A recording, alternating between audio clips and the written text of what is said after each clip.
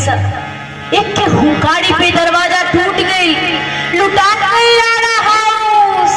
अंग्रेज दिल मिला के जगदीशपुर और बीबीगंज पे चढ़ाई कर देले सर।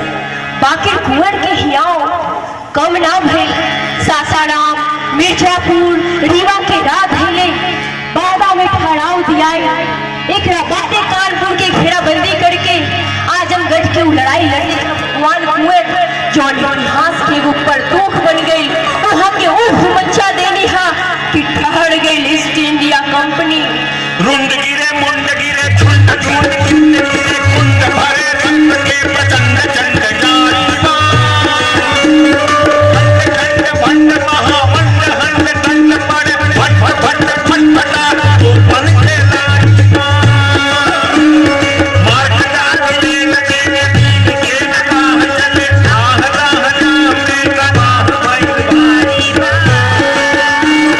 जंगली बुढ़ंग के फिरंग रंग बचिन को जाने का। बाज बाज बाज से बाज बाज बाज से मर मर के सेना वार करे आते ले। बीच से लचक गई मुड़ जाई झपट झपट दुनिया से पीर कुंवर का।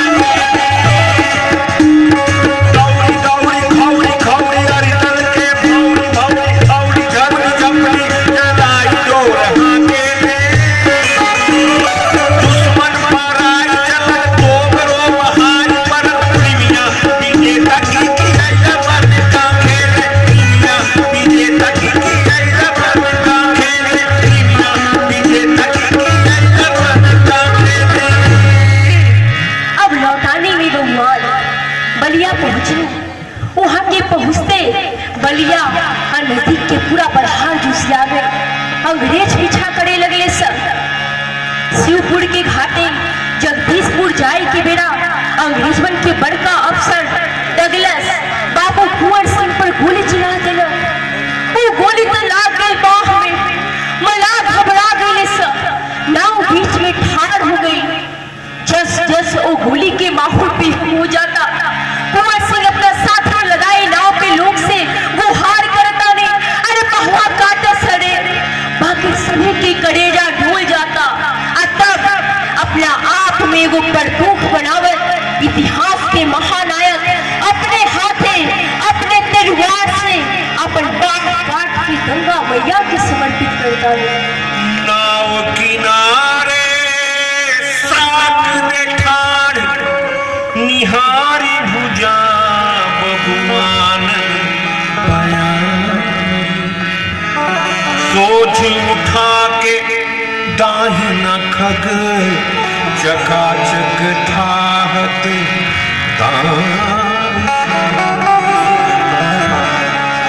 ले गंगिया मैया कर भेंट अपावन के कर पावन हारी। छप से छेव छपाक गिरे हाल भीजन गंग पुकार। नाव हिले जलधार हिले भुआ भार हिले अब डोलत भारी। दिग दिगंत हिले गंगिया मैया तेरा संग गावन गाई। कच्छप पीठ पे शीश हिले जतही बढ़िया पर छेब दुधारी।